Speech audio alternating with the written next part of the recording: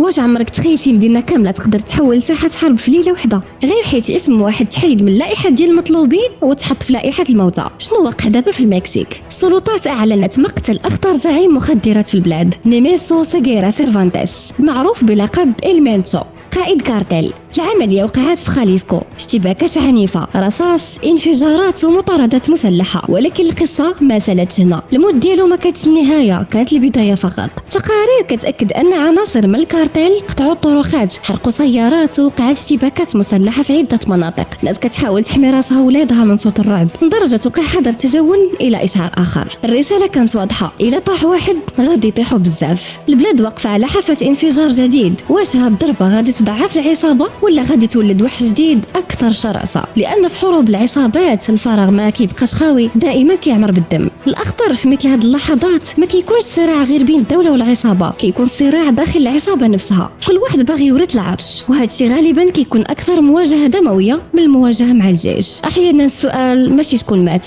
السؤال شكون غادي يخلص الثمن.